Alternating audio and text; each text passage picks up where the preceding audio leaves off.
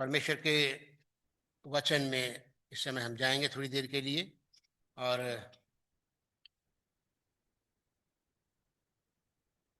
दूसरा इतिहास उसका 33वां अध्याय अभी आपके सामने पढ़ा गया।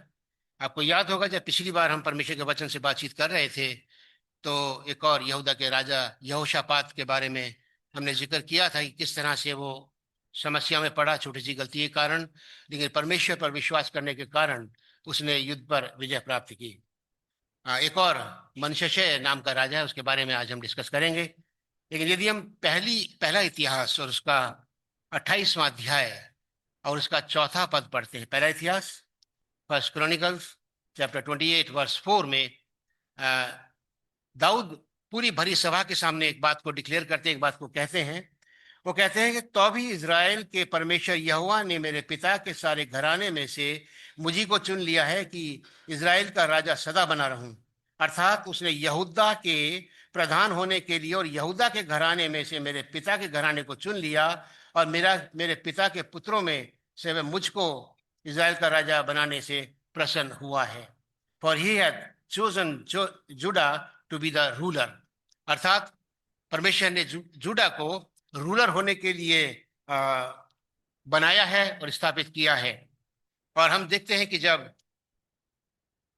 दाऊद सुलेमान से बात कर, दाऊद का बेटा सुलेमान जब अपने भवन को बना चुका और राजभवन को उसने बना के तैयार कर दिया, तो परमेश्वर का वचन उसके पास पहुंचा। यदि पहला राजा और उसका 9 अध्याय और 4 से 7 पद में हम देखें तो वहां पर परमेश्वर दर्शन में सोलोमन से बात करते हैं और वो कहते हैं कि और यदि तू अपने पिता दाऊद के समान मन और खराई और सिधाई से अपने को मेरे सामने जानकर चलता रहे और मेरी सब आज्ञाओं के अनुसार किया करे और मेरी विधियों और नियमों का मानता रहे, तो मैं तेरा राज्य इज़राइल के ऊपर सदा के लिए स्थिर करूंगा, जैसे कि मैंने तेरे पिता दाऊद को वचन दिया था।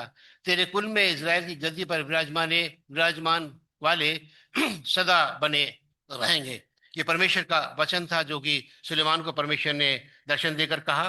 और उसके बाद को परमेश्वर ने आसा को भी यही संदेश दिया। यदि हम दूसरा इतिहास उसका 15 अध्याय और 2 से 4 पद में देखते हैं, दूसरा राजा और दूसरा इतिहास उसका 15 अध्याय 2 से 4 पद में, जहां पर परमेश्वर का वचन इस तरह से कहता है, हे आसा और सारे यहूदा बिन्यामीन सुनो, जब तक तुम यहोवा के संग रहोगे तब तक वह तुम्हारे संग रहेगा, और यदि तुम उसकी खोज में लगे रहो तब वह तुमको मिला करेगा, परंतु यदि तुम उसको त्याग दोगे तो वह भी तुमको त्याग देगा। बहुत दिन इज़राइल बिना सत्य परमेश्वर के और बिना सिखाने वाले याजक के और बिना व्यवस्था के रहा, परंतु जब वो संकट में पड़कर इज़राइल के परमेश्वर यहोवा की ओर फिरे और उसको ढूंढा तब वह उनको मिला।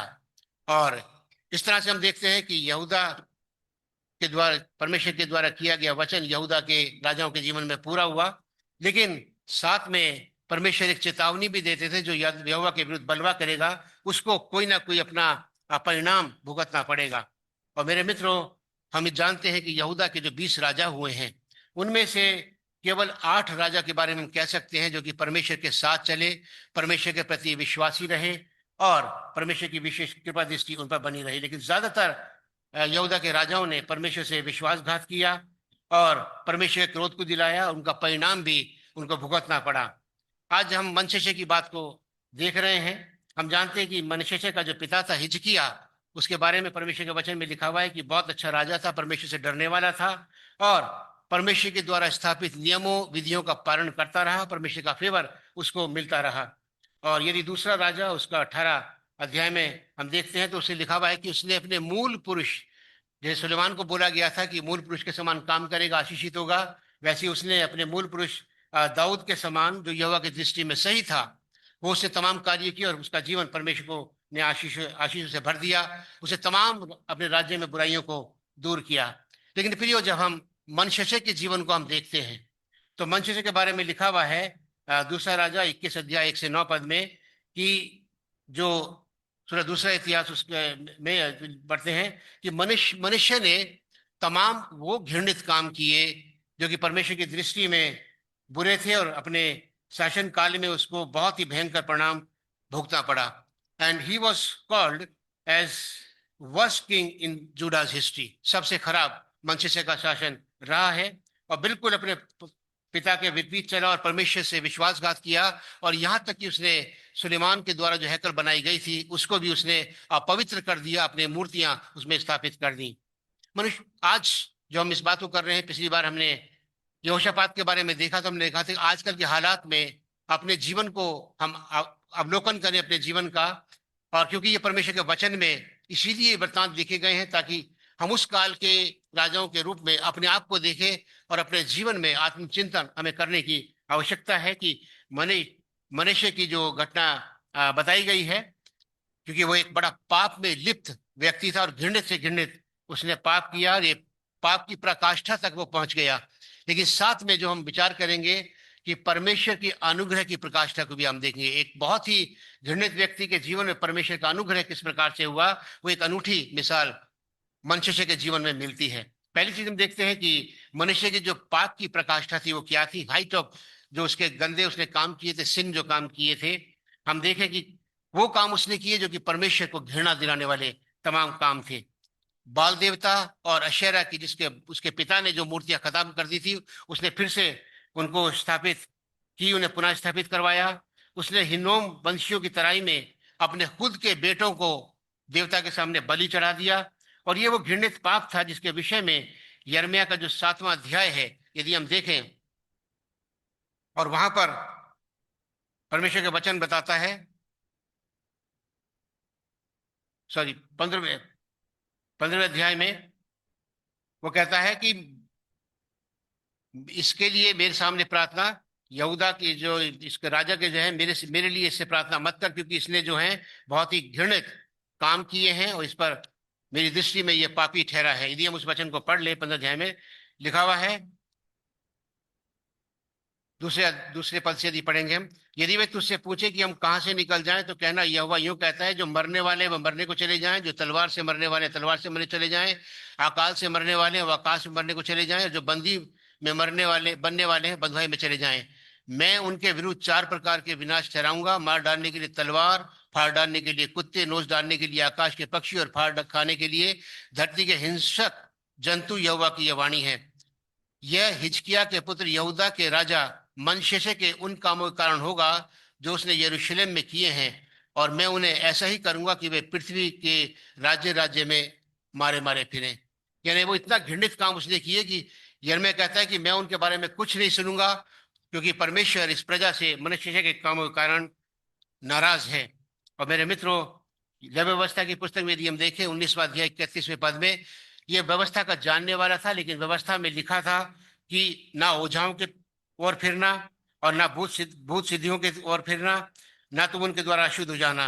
लेकिन ये मनुष्य से जो था, इसने इनका भी पालन नहीं किया और बहुत से घृणित कामों में रहा। यहाँ तक कि मनुष्य ने अपनी खुदी हुई जो मूर्ति जो खुद उसने स्थापित की थी, वो परमेश्वर की हैकल में रख कर स्थापित कर दिया और परमेश्वर के निवास स्थान को भी उसने अपवित्र कर दिया।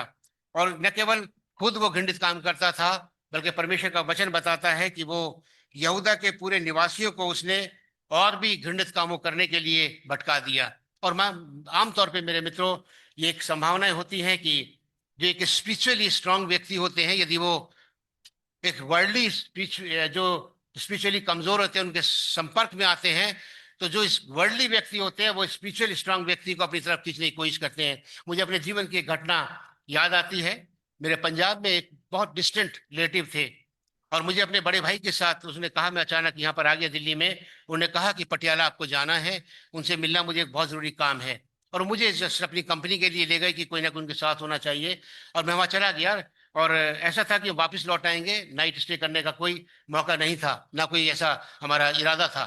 लेकिन वहां पर जब रात हुई तो मेरे पास पहनने के कपड़े नहीं थे, तो मेरा जो एक कजन था, डिस्टेंट कजन जो था, उसने मुझे कहा रात स्टे करना है, मेरे कपड़े पहन लो। तो मैंने कहा चलो चलते हैं। रात में उसने कहा कि आप दिन में थक गए होगे, सफर बहुत दूर से करके आए हो, चलो मैं आपको एक जगह से ले चलता हूँ, और मैं आपको ना ऐसा दूध पिलाऊंगा कि आपको आराम से नींद आ जाएगी और आप सो जाओगे, ताकि जब सुबह उठो तो आपको फ्रेशनेस हो।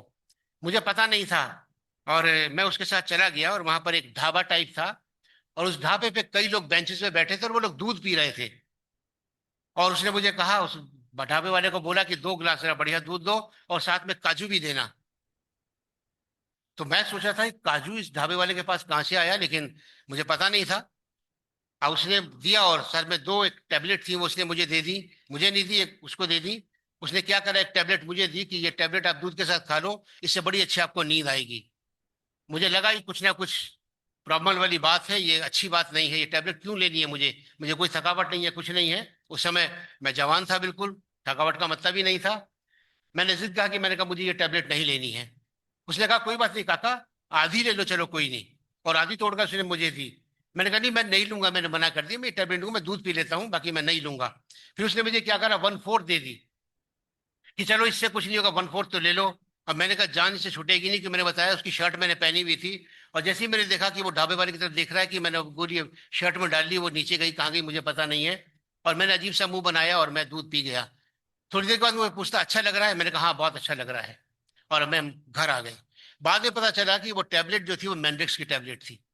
और उसमें वो आप कितने जानते हैं कितने नहीं जानते मुझे नहीं पता है, लेकिन वो नशा करने वाली टैबलेट थी। और उसके बारे में कहा जाता है कि अगर एक बार वो टैबलेट कोई ले ले तो फिर वो उसका हमेशा के लिए आदी हो जाता है। आमतौर पे मेरे मित्रों, हमें हमारे जो हितैषी हैं कई बार हमें भटकाने की कोशिश करते हैं, ऐसे राह पर ले जाते हैं जिस पर एक बार जाने के बाद फिर वापस हम नहीं लौट पाते हैं। और मनुष्य ने न केवल खुद अपराध किया, बल्कि अपनी प्रजा से भी इस किस्म के अपराध कराए कि परमेश्वर उस पूरी प्रजा से नाराज हो गया। और इसलिए यिर्मयाह कहते हैं कि इनके लिए कोई दुआ करने की जरूरत नहीं है, मैं इनकी प्रार्थना नहीं सुनूंगा। और ये हम जानते हैं कि ढीठ बनकर लगातार ये मनुष्य परमेश्वर के विरुद्ध काम करता रहा। दूसरा चीज यदि हम देखें परमेश्वर के वचन में, तो इसके ढीठपन का इसको सही उपाय इसका किया गया, परमेश्वर की ओर से इसको सजा मिली। हम 11वें पद में देखें तो लिखा हुआ है, तब यहोवा ने उन पर अश्शूर के सेनापतियों ने चढ़ाई करवाई, और मनुष्य को नकेल डालकर पीतल की बेड़ियों में जकड़ कर वो उसको बेबीलोन ले गए। उसके किए का परिणाम उसको भुगतना पड़ा। और हालांकि परमेश्वर का अनॉइंटेड राजा था, परमेश्वर की कौम का राजा था, लेकिन क्योंकि परमेश्वर के विरुद्ध उसने काम करा, तो परमेश्वर के सेनापति लिखा हुआ उसे पीतल की बेड़ियों में जकड़ कर वो उसको बेबीलोन ले गए। और 12 वर्ष तक लगातार वो उसके बेड़ियों में जकड़ा रहा और कैदी बनकर के साथ रहा। लेकिन 12 वर्ष के बीतने पर उसे अपनी गलतियों का एहसास उसे हुआ। और परमेश्वर का वचन बताता है कि लगातार वो दास्ता में रहा, घृणित काम करता रहा, अंत में उसे पश्चाताप किया, लेकिन परमेश्वर ने उसको उस हालात में भी नहीं छोड़ा। मेरे मित्रों, ये दिखाता है कि परमेश्वर दयालु और अनुग्रहकारी परमेश्वर है, और ये परमेश्वर का स्वभाव है। हम लाख अविश्वासी हो जाएं तो भी वो विश्वास योग्य बना रहता है। और परमेश्वर ने वायदे के अनुसार उस पर अनुग्रह की दृष्टि उस पर बनाए रखी।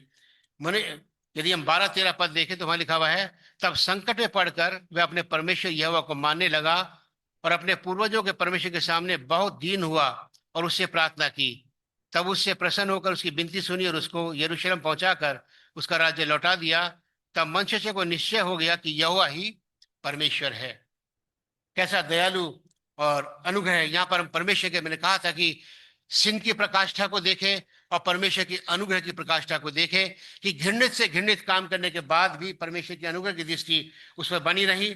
और उसे उसने जब इस बात का इकरार किया, इस बात का एहसास किया कि उसने अपने पुरखाओं के परमेश्वर को छोड़कर बहुत बड़ा अपराध किया है, जिसका परिणाम उसको भुगतना पड़ रहा है, परमेश्वर ने उसकी पीड़ा और कष्ट को देखा, उस पर दया की, अनुग्रह किया। और यही पीड़ा और कष्ट, यही उसकी ताड़ना उसके लिए पश्चाताप का कारण बन गई, आशीष का कारण बन गई।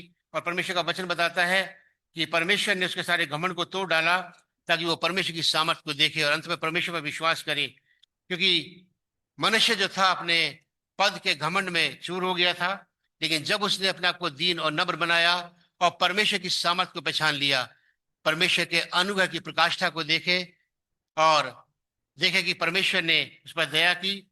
और लिखा हुआ है कि परमेश्वर के, अपने पुरखाओं के परमेश्वर को मानने लगा, उसके सामने अपने आप को पूर्ण रूप से दीन किया, पूर्ण रूप से पश्चाताप किया, और परमेश्वर की सहायता के लिए प्रार्थना की। और लिखा हुआ है कि परमेश्वर ने उसकी सुन ली, और परमेश्वर ने मनुष्य को उसका राज्य फिर से लौटा दिया, बंधुआई में से उसको छुटकारा दे दिया।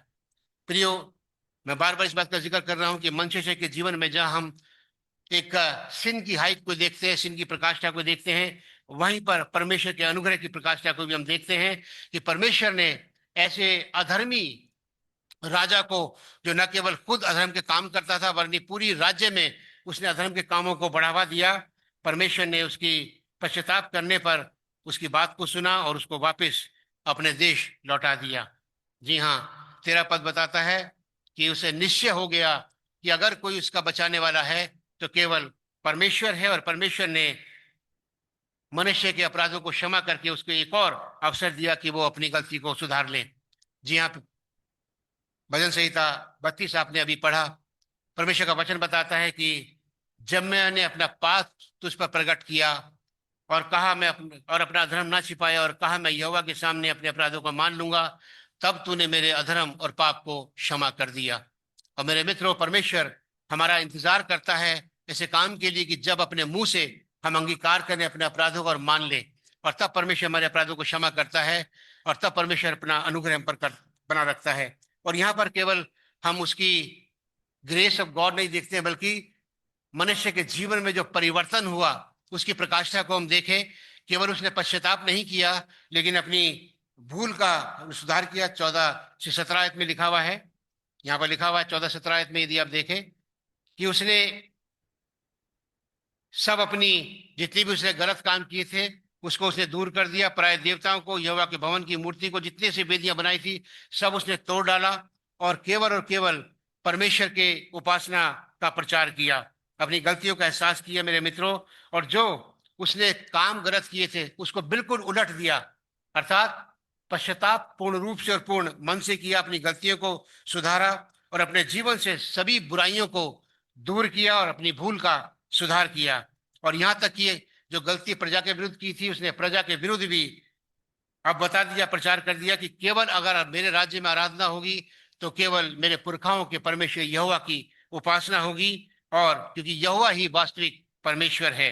मेरे मित्रों, यहाँ हम मनुष्य के संपूर्ण समर्पण का जीवन देखते हैं, संपूर्ण जीवन परिवर्तन, उसका स्वभाव परिवर्तन और हृदय परिवर्तन के बारे में हम देखते हैं। मेरे मित्रों, मनुष्य से बेशक एक बहुत ही अधर्मी व्यक्ति था, लेकिन परमेश्वर उससे प्रेम करता था। परमेश्वर मुझसे और आपसे भी प्रेम करता है।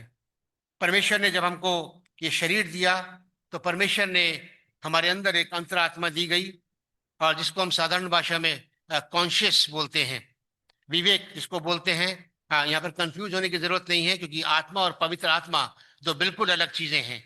लेकिन कॉन्शियस और विवेक हम में से हर एक को दिया है, एक आत्मा दी गई है जो परमेश्वर की ओर से दी गई है ये भी।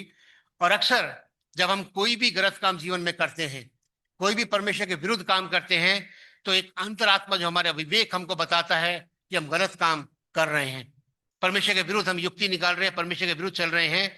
लेकिन अक्सर क्या होता है कि इस शब्द को, जो कि बहुत धीमे से हमारे अंदर आता है, हम दबा देते हैं और हम उसकी आवाज को नहीं सुनते हैं, और यहीं से हमारा जीवन जो है अनुचित काम करने के लिए शुरू हो जाता है। हम ना केवल अनुचित काम करते हैं बल्कि अपराध करने लगते हैं, और उसके बाद पाप करने लगते हैं, और पाप के हम आदी हो जाते हैं। और एक स्थिति ऐसी बन जाती है कि हम पाप करते हैं लेकिन हमको आभास नहीं होता कि हम पाप भी कर रहे हैं। परमेश्वर का वचन बताता है कि पाप हमारे स्वभाव में है। हम सब ने पाप किया, परमेश्वर की महिमा से रहित हैं, एक भी धर्मी नहीं है, कोई भी धर्मी नहीं है, परमेश्वर का वचन बताता है। लेकिन आज हमको आत्मचिंतन करने की जरूरत है, स्वयं का अवलोकन करने की जरूरत है, अपने अंदर खोजने की जरूरत है, विचार करने की जरूरत है कि कहीं हमारे अंदर जो स्वभाव से पाप तो है वो है, कि कहीं हमारे अंदर मनुष्य की तरह दुष्टता के कामों की प्रवृत्ति तो नहीं है। बहुत जानना जरूरी है। मैं स्पष्ट करना चाहूंगा मेरे मित्रों की दो प्रकार के पाप होते हैं। परमेश्वर के वचन के अनुसार दो प्रकार के पाप होते हैं। एक तो जो हमने देखा कि परमेश्वर हमारे स्वभाव में पाप पाया जाता है और सब परमेश्वर की महिमा से रहित होते हैं। एक बार पास्टर प्रमोद जब पाप पर बोल रहे थे तो इस स्वभाव में पाप के बाद बोल रहे थे कि ये कई बार हमें आदम से मिले, उसकी जीन से मिले हमको, और हम आदम की तरह बिना सोचे समझे कुछ बात बोल देते हैं। और इसमें एक उदाहरण उनको दिया था कि दोषारोपण का है। जब बचपन में होते हैं, बहुत छोटे बच्चे होते हैं, ना समझ होता है, दो छोटे भाई होते हैं, 2-3 साल का अंतर होता है, कोई भी गलत काम यदि छोटे भाई से हो जाता है या बड़े भाई से हो जाता है, दोनों एक दूसरे पर दोषारोपण करते हैं। पाप करने का उनका उद्देश्य नहीं होता, जानबूझकर वो नहीं करते हैं, लेकिन स्वभाव के कारण अगर कहते हैं किसने तोड़ा है भाई से, अगर बड़े भाई से टूट गया तो वो कहता है छोटा भाई जो कि नादान है, इससे ये गलती हुई, इसने तोड़ा है, ये इसने ये नुकसान किया है। ये मनुष्य के स्वभाव में है और कोई इससे वंचित हो नहीं सकता। और परमेश्वर का वचन बताता है कि कोई धर्मी नहीं, एक भी धर्मी नहीं। लेकिन जो दूसरा पाप होता है मेरे मित्रों, वो हम वो करते हैं जो जानबूझकर और ढीठपन का अपराध होता है। और परमेश्वर का वचन जो 32वें अध्याय में पढ़ा, यहाँ पर तमाम बातों का जिक्र है। जब मैंने अपना पाप तुझसे प्रकट किया, अपना धर्म ना छिपाया और कहा मैं यहोवा के सामने अपने अपराधों को मान लूंगा, तब तूने मेरे पाप को क्षमा कर दिया। और मेरे मित्रों, यहाँ पर हम देखें जो मनशेषा का जो अपराध था, क्योंकि वो व्यवस्था का ज्ञाता था, परमेश्वर का अनॉइंटेड था, उसे पता था कि अब गलत कर रहा है, क्या वो सही कर रहा है। और उसके अपराध जो था वो ढीठपन का अपराध था, जानबूझकर किया हुआ अपराध था, नियमों और विधियों के अनुसार ना चलने का अपराध था। उसका अपराध सीधे के सीधे परमेश्वर के प्रति विश्वासघात का अपराध था, और यहाँ तक कि परमेश्वर को अपमानित करने का और परमेश्वर के मंदिर को अपवित्र करने का अपराध था, जो कि शायद अक्षम्य था। लेकिन परमेश्वर के वचन में मेरे मित्रों हम देखते हैं, यदि हम गिनती की पुस्तक पढ़ते हैं और 15 अध्याय 22 से 28 पद में, वहां पर हम पाते हैं कि वर्णन किया गया है कि जो हम पाप भूल से करते हैं, अनजाने में करते हैं, उसकी क्षमा हो सकती है। और लेवी व्यवस्था 5वां अध्याय 17 से 18 पद में बहुत स्पष्ट रूप से लिखा हुआ है, जो कुछ मैं स्पेशल बोला बताना चाहूँ आपको, कि भूल से किए गए पाप की क्षमा तो हो सकती है, और जिसने भूल किया है वो दोषी अवश्य ठहरेगा। परमेश्वर का वचन बताता है कि भूल के पाप की क्षमा तो होगी, लेकिन उस भूल के कारण हम दोषी अवश्य ठहरेंगे और अपना अधर्म का भार हमको अवश्य ही उठाना पड़ेगा। थोड़ा सा आगे चल के इसको हम देखेंगे। लेकिन यूहन्ना इस बार में बहुत स्पष्ट रूप से कहते हैं ताकि हम जान सके। वो लिखा हुआ है कि यूहन्ना पहला यूहन्ना उसका 5 अध्याय 16 पद में यूहन्ना इस बात का खुलासा करते हैं कि भूल से किए गए पाप, अर्थात जिस पाप की सजा मृत्यु ना हो, यूहन्ना कहते हैं उसके लिए हमको प्रार्थना करने की जरूरत है। और ऐसे पापों को परमेश्वर क्षमा करेगा, उन्हें जीवन देगा, उनके पापों को क्षमा कर देगा। लेकिन लेवी व्यवस्था की पुस्तक के 15 अध्याय और 30-31 पद में ढिठाई के पाप के बारे में बताया गया है। और लिखा हुआ है कि जो ढिठाई से पाप करे, अर्थात जानबूझकर पाप करे, वो अपने लोगों में से नाश किया जाए, जिसकी कोई क्षमा नहीं है, क्योंकि वो जानबूझकर परमेश्वर का अनादर करते हैं, जानबूझकर परमेश्वर की व्यवस्था का उल्लंघन करते हैं, जानबूझकर परमेश्वर के प्रति विश्वासघात करते हैं। और यूहन्ना भी इस बात को अथेंटिकेट करते हैं। क्या कहते हैं? पहला यूहन्ना उसका पहली यूहन्ना की पहली पत्री के 5 अध्याय 16-15 पद में वो कहते हैं कि ऐसा भी पाप होता है जिसका फल मृत्यु नहीं होता, और ऐसा पाप भी होता है जिसका फल मृत्यु होता है, और ऐसा पाप करने वालों के लिए प्रार्थना नहीं करनी चाहिए। स्पष्ट रूप से कहते हैं कि ऐसे लोगों के बारे में मैं नहीं कहता कि प्रार्थना करनी चाहिए जिसका फल मृत्यु है। अब ये कौन सा ऐसा पाप है जिसका फल मृत्यु है? मुझे लगता है मेरे मित्रों, ये ऐसे पाप है जो कि हमारे अधिकार क्षेत्र से बाहर है, जो केवल परमेश्वर के खिलाफ है, जो पवित्र आत्मा के विरुद्ध पाप है।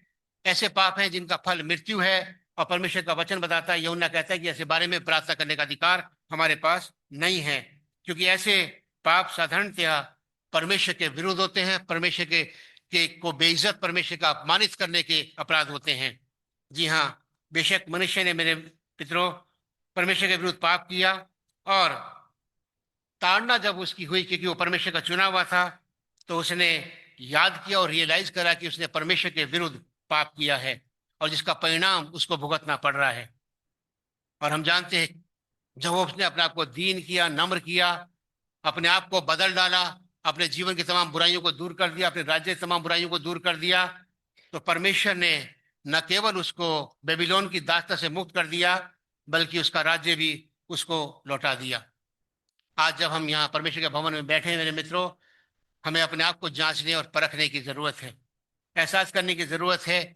और यदि हम चाहते, सोचते हैं कहीं ना कहीं हमने परमेश्वर के प्रति अपराध किया है, पाप किया है, और हमें परमेश्वर के अनुग्रह की जरूरत है, तो मेरे मित्रों, जो परमेश्वर मनशेषे के अपराधों को क्षमा कर सकता है, मेरे और आपके अपराधों को भी क्षमा कर सकता है। लेकिन यदि हम मनशेषे की तरह ही सच्चे मन से अपने परमेश्वर के सामने पश्चाताप करें, अपने गलतियों को सुधारें, और परमेश्वर के सामने दीन और नम्र बन जाएं। आज हम में से हर एक को आत्मचिंतन करने की जरूरत है, मनन करने की जरूरत है। मेरे मित्रों, मैंने कहा, पाप जो हम किया है, परिणाम हमको जरूर भुगतना पड़ेगा। कई बार हम उसको रियलाइज करते हैं, और कई बार इसको हम रियलाइज नहीं करते हैं। ये हमारे इंडिविजुअल पर डिपेंड करता है। मैं अपने बारे में सिर्फ इतना ही कह सकता हूं कि मुझे अगर ठोकर भी लगती है तो मैं सबसे पहले मेरे मुंह से निकलता है, मेरे खुदा मुझे माफ कर। मुझे नहीं पता क्या कारण है, मुझसे ये चोट लगी है या घर में ये समस्या आई है, कोई ना कोई मेरा गुनाह हुआ है, क्योंकि परमेश्वर अपने लोगों को परेशान और समस्या में नहीं देखना चाहता है। अपने आप को आत्मचिंतन करने की जरूरत है। आज जब परमेश्वर के भवन में बैठे हैं मेरे मित्रों, तो मनन करें कि हमारे जीवन में सब कुछ ठीक ठाक चल रहा है। हमारे जीवन में, परिवार में सब कुछ ठीक है। हमारी आर्थिक दशा ठीक है, हमारी सामाजिक दशा ठीक है, हमें अपने परिवार से संतुष्टि है, हमें अपनी संतान से संतुष्टि है। क्या हम पापों के बोझ से दबे हुए तो नहीं हैं? हम क्या मृत्यु से अपने आप को आजाद पाते हैं? हम क्या अपनी आत्मिक जीवन से संतुष्ट हैं? इसका जवाब हमको अपने आप को देना है। यदि परमेश्वर का अनुग्रह अपने ऊपर आप चाहते हैं तो आत्मचिंतन करने की जरूरत है, विचार करने की जरूरत है कि यदि हमारे परिवार में, व्यक्तिगत जीवन में समस्या आई हैं तो इसका कारण कहाँ है। मनुष्य ने रियलाइज करा कि उसके जीवन में समस्याएं इसलिए आई हैं कि उसने परमेश्वर के विरुद्ध काम किया है। हमारे जीवन में मेरे मित्रों, परमेश्वर समस्याएं देखना नहीं चाहते। परमेश्वर हमारे जीवन को आशीषमय जीवन देखना चाहते हैं। लेकिन यदि हमारा परिवार आशीषित नहीं है, हमारा जीवन आशीषित नहीं है, और हम मनुष्य की तरह कहीं ना कहीं समस्या में पड़े हुए हैं, और अब इस बात को महसूस करते हैं कि हम परमेश्वर के अनुग्रह से वंचित हो गए हैं, परमेश्वर की आशीष से वंचित हो गए हैं, और हमें परमेश्वर के अनुग्रह की जरूरत है मेरे मित्रों, तो आज हम विचार करें कि कहाँ से हम गिरे हैं, कहाँ से हमने अपने परमेश्वर को छोड़ा है, अपने परमेश्वर को दुख पहुंचाया है। और मेरे मित्र, याद करें कि परमेश्वर सदा हमारे क्षमा करने के लिए तैयार है। नीति वचन उसका 28 अध्याय 13 पद में लिखा हुआ है कि जो अपना अपराध छिपा रखता है उसका कार्य सफल नहीं होता, परंतु जो अपने उनको मान लेता है और छोड़ भी देता है उस पर दया की जाएगी। पापों को मान लेना काफी नहीं है। मनुष्य ने अपने पापों को माना, लेकिन अपनी गलतियों को सुधारा, जिस भूल की सुधारा, पश्चाताप किया केवल नहीं बल्कि छोड़ भी उन अपराधों को दिया, और तमाम अपनी उसको जो पुरानी गलतियां थी उसको उसने सुधार लिया, और परमेश्वर के निकटता में अपने जीवन को बिताने का उसने प्रमाण किया। आज जरूरत है मेरे मित्रों कि मनुष्य की तरह दीन होकर अपने परमेश्वर को पुकारें। वो दया करने वाला, अनुग्रहकारी, क्षमा करने वाला परमेश्वर है। याद रखें मेरे मित्रों, परमेश्वर का वचन बताता है कि परमेश्वर के निकट आओ तो वो तुम्हारे निकट आएगा। हे पापियों, अपने हाथों को शुद्ध करो, और हे दुचित लोगों, अपने हृदय को पवित्र करो। यदि हम परमेश्वर के पास नहीं आएंगे मनुष्य की तरह, तो दास्ता में पड़े रहने की संभावनाएं हैं, पाप की दास्ता में पड़े रहने की संभावनाएं हैं, समस्याओं में पड़े रहने की संभावनाएं हैं, समस्याएं, परेशानियां, तनाव हमारे जीवन में पड़े रहने की संभावनाएं हैं। लेकिन परमेश्वर है जो इन सब से हमको आजाद कर सकता है, जिस तरह से उसने परमेश्वर के दास मनुष्य के पापों को क्षमा कर दिया। यशायाह कहते हैं पहले अध्याय के 18वें पद में कि बेशक हमारे पाप लाल रंग के क्यों ना हो या किरमिजी अगुवाई रंग के क्यों ना हो, परमेश्वर उन्हें बर्फ के समान और ऊन के समान श्वेत कर देगा। लेकिन हमें मानने की जरूरत है कि हमने कुछ गलत काम किया है। मनुष्य ने अपने अपराधों को माना और परमेश्वर के फेवर को पाया। मेरे मित्रों, परमेश्वर मनुष्य को दास्ता में जाने से प्रसन्न नहीं था। परमेश्वर आज हम सबको पाप की दास्ता में पड़े रहने से खुश नहीं है। हमारे उद्धार के लिए और हमारे पापों की क्षमा के लिए उसने अपने बेटे को कुर्बान कर दिया। अगर पाप की सजा नहीं होती, परमेश्वर नियमों और कायदों को बदलता, तो प्रभु यीशु मसीह को आने की जरूरत नहीं थी। वो बिना प्रभु यीशु मसीह को कुर्बान किए हुए हमारे उद्धार का इंतजाम कर सकता था। लेकिन परमेश्वर के नियम नहीं बदलते हैं, विधियां नहीं बदलती है, कानून नहीं बदलते हैं, व्यवस्था नहीं बदलती है। परमेश्वर की व्यवस्था सदा के लिए स्थिर रहती है, और इसी व्यवस्था के लिए लिखा हुआ है कि बिना खून बहाए उद्धार संभव नहीं है। वो खून तो बहाना था, बलिदान तो होना था, या तो हमें होना था या फिर अपने पुत्र को उसको करना था। और उसने मेरे और आपके पापों के लिए अपने पुत्र को बलिदान कर दिया मेरे मित्रों, ताकि मैं और आप परमेश्वर की उस सजा से बच जाए जो कि नियम में लिखी हुई थी। मेरे मित्रों, आज अपने आप से प्रश्न करें कि हमारा जीवन क्या परमेश्वर के नियमों और विधियों के अनुसार चल रहा है? क्या हम परमेश्वर की आज्ञाओं को और उसकी इच्छाओं को अपने जीवन में पूरा कर रहे हैं? क्या आज हम उसकी अपेक्षाओं पर खरे उतर रहे हैं? ये हर एक को अपने व्यक्ति को जवाब देने की जरूरत है। कहीं भी मेरे मित्रों पाते हैं कि हमारा जीवन में असंतुष्टि है, शांति नहीं है, सब कुछ है पर तसल्ली नहीं है, आनंद नहीं है, खुशी नहीं है, विचार कीजिए कि हम कहां से गिरे हैं, कहां से हमने परमेश्वर को छोड़ दिया है। क्या हम अकारण ही प्रार्थना सभाओं से अलग रहते हैं? क्या हमारी आत्मिक उन्नति के कारण जो हमारी प्रार्थना सभाएं बनती हैं, हमारे प्रेयर सेशंस होते हैं, आराधनाएं होती हैं, क्या हम अकारण ही उसमें नहीं जुड़ते हैं? क्या हम परमेश्वर के प्रति विश्वासघात नहीं करते हैं? क्या हम परमेश्वर की प्रेजेंस को नकार नहीं देते हैं? वैसे तो हम कहते हैं कि जहां दो या तीन तेरे नाम से जमा होते हैं तो वहां पर उपस्थित होता है, लेकिन जब दो या तीन उसके नाम से इकट्ठे होते हैं तो हमारी संगति नहीं होती है। इसका मतलब परमेश्वर की हम प्रेजेंस को नकार देते हैं कि परमेश्वर उस स्थान पर नहीं है, और फिर परमेश्वर से हम आशीषों की अपेक्षा करते हैं। मेरे मित्रों, हम अगर अपने पिता की आज्ञा का पालन नहीं करते हैं तो अपने पिता को दुखी करते हैं। हम कभी नहीं चाहेंगे हमारा पिता दुखी हो। हमारा स्वर्गीय पिता क्योंकि हमको दिखाई नहीं देता, इसलिए उसकी भावनाओं की हम कदर नहीं करते हैं। वो भी एक, उसने हमसे तो इतना प्रेम किया कि हमारे हमें बचाने के लिए अपने प्राणों का बलिदान दे दिया, अपने बच्चों के प्राणों, अपने बेटे के प्राणों का बलिदान दे दिया। और कितना हमको उससे चाहिए। मेरे मित्र, याद रखें कि यदि हम परमेश्वर को छोड़कर किसी भी चीज को अपने जीवन में प्रथम स्थान देते हैं, हम परमेश्वर को, अपने सेल्वेशन को रिजेक्ट करते हैं, निग्लेक्ट करते हैं। हम प्रभु यीशु मसीह की क्रूस का अपमान करते हैं, उसके ब्लड का, उसकी जिस्म का हम अपमान करते हैं। आज हमें बहुत सावधानी से चलने की जरूरत है, मनुष्य से के समान पश्चाताप करने की जरूरत है, और अपने जीवन को परमेश्वर की निकटता में लाने की जरूरत है। पहला यूहन्ना और उसका 1 अध्याय 9 पद में साफ लिखा हुआ है, यदि हम अपने पापों को मान ले तो हमारे पापों को क्षमा करने और हमें सब अधर्म से शुद्ध करने में विश्वास योग्य और धर्मी है। अगर परमेश्वर के अनुग्रह को हम चाहते हैं हमारे जीवन में, मेरे मित्रों, तो जरूरी है कि अपने पापों की क्षमा अपने परमेश्वर से मांग ले। आज भी वो हमें तमाम पापों की क्षमा करने के लिए तैयार है। याद रखें कि मनशेशे जो था वो परमेश्वर का चुना हुआ व्यक्ति था, परमेश्वर का अपना व्यक्ति था। लेकिन जब न्याय उसका किया गया तो न्याय मेरा और आपका भी होगा, और सबसे पहले होगा। जब प्रभु यीशु मसीह संसार में आएगा मेरे मित्रों, तो पहला पत्रस 4 अध्याय 17 पद के अनुसार परमेश्वर का वचन बताता है कि सबसे पहले परमेश्वर के लोगों का, अर्थात हम लोगों का न्याय किया जाएगा। क्या हम उस न्याय के लिए तैयार हैं? आज एक गंभीर प्रश्न हम सबके लिए है मेरे मित्र, अपने आपको जवाब देना है। याद रखें कि परमेश्वर न्यायी परमेश्वर है, कोई व्यवस्था को बदलता नहीं। लेकिन वह हमारे, याद रखें इस बात को भी कि हमारे जो काम हमने गलत किए हैं, हम उनसे छूट नहीं जाते हैं। हम उनका प्रतिफल जरूर ही पाएंगे, इस संसार में रहते भी पाएंगे मेरे मित्रों।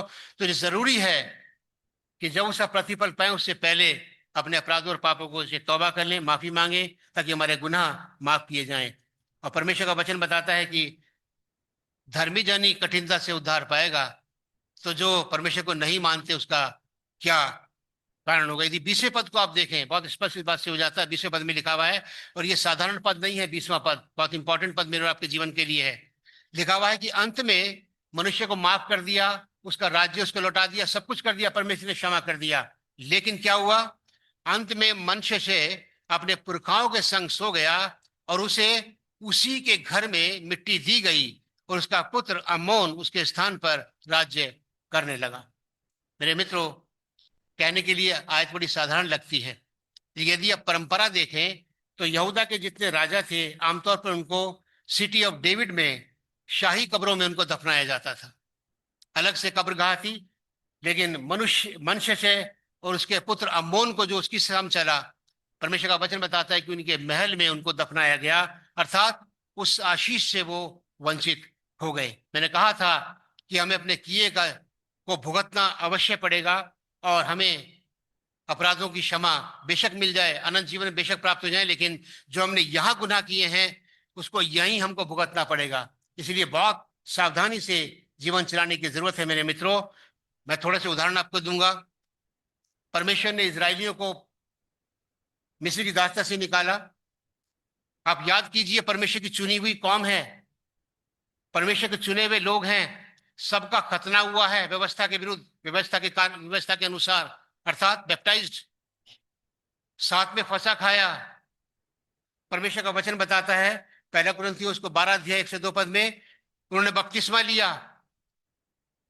चट्टान से पानी पिया, मन्ना खाया, स्वर्गीय मन्ना खाया, लेकिन जब परमेश्वर से विद्रोह किया तो परमेश्वर का वचन बताता है कि जितने युद्ध योग्य व्यक्ति थे उनमें एक भी प्रॉमिस्ड लैंड में नहीं पहुंचाया, सबके सब मार्ग में नाश हो गए। यह परमेश्वर का न्याय है। परमेश्वर अनुग्रहकारी और दयालु परमेश्वर है, हम सब जानते हैं मेरे मित्रों, लेकिन परमेश्वर न्यायी परमेश्वर है, हम इसको स्वीकार नहीं करते हैं। परमेश्वर का वचन बताता है कि जो दोष किया है दोषी अवश्य ठहरेगा, प्रतिफल उसका अवश्य मिलेगा। यदि आप देखें, मूसा से थोड़ी सी गलती हुई थी। मूसा तो परमेश्वर का जन था, लेकिन सांसारिक रूप से गलती की, गलती हुई, परमेश्वर ने उसका माफ कर दिया, स्वयं परमेश्वर ने उसका अंतिम संस्कार किया, लेकिन अपनी प्रजा को वो प्रॉमिस्ड लैंड में नहीं पहुंचा पाया।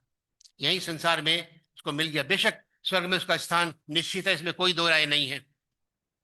दाऊद जो परमेश्वर का अनॉइंटेड अनअपॉइंटेड राजा था, अपनी भूल की, गलती की उसने। उसकी बड़ी मंशा थी कि वो परमेश्वर के मंदिर का निर्माण करे। परमेश्वर ने क्या कहा?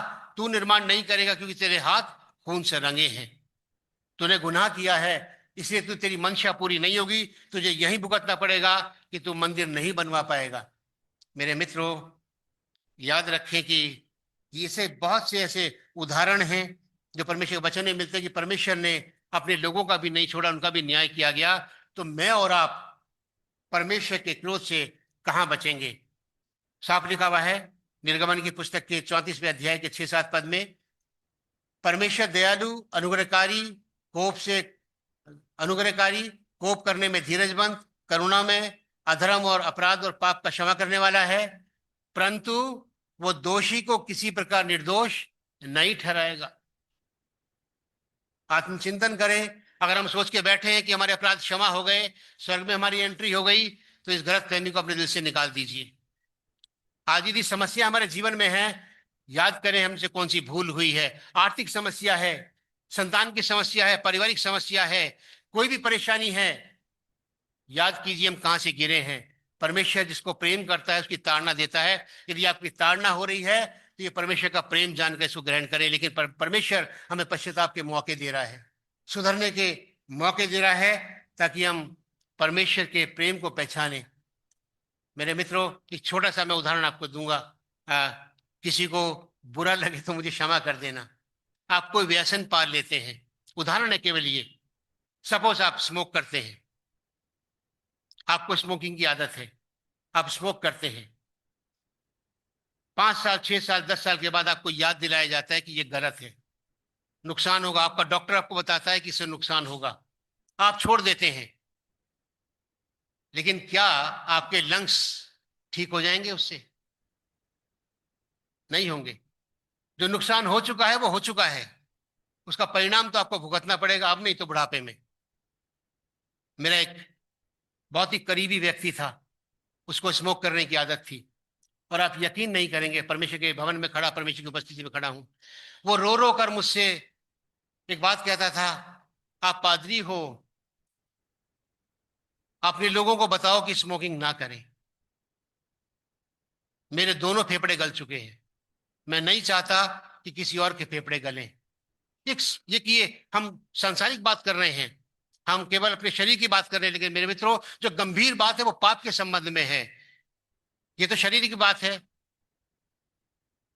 लेकिन जब मैं कह रहा हूं कि एक सिगरेट का प्रभाव हमारे लंग्स पर पड़ता है, तो हमारे गुनाहों का जो प्रभाव है हमारे आत्मिक जीवन पर कितना पड़ता है। जितना जल्दी हो उसे छुटकारा पाले, ताकि परमेश्वर मनुष्य की तरह हम पर अनुग्रह करे और हमारे जीवन को फिर जैसा का तैसा कर दे, जैसा वो चाहता है।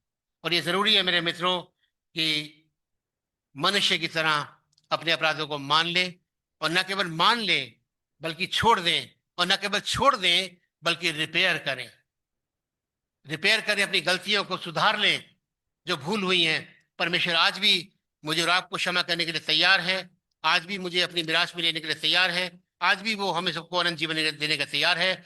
लेकिन पहल अब हमको करनी होगी। उसने द्वार खोल दिया है, उसने अपना काम कर दिया है, लेकिन अब जो कुछ करना है वो हमें काम करना है। परमेश्वर हमको ऐसी सामर्थ्य शक्ति दे कि हम अपने आप को पहचाने कि हम कहाँ से गिरे हैं। और यदि सोचते हैं कि मनुष्य की तरह हम अपराधी परमेश्वर के बन गए हैं, तो परमेश्वर के सामने दीन बन जाए, झुक जाए, नम्र हो जाए, परमेश्वर आज भी हमको क्षमा करेगा। आज जब परमेश्वर की प्रभु भोज के लेने के लिए हम तैयार हैं, याद रखें कि ये कोई साधारण भोज नहीं है।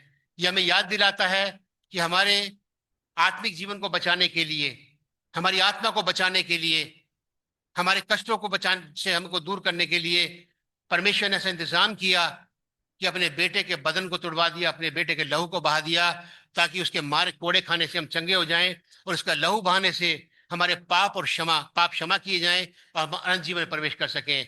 तो आज गंभीरता से सोचें, उस कुर्बानी को, उस बलिदान को सोचें, जब इस प्रभु भोज में हम शामिल होते हैं। परमेश्वर हम सबको बहुत आशीष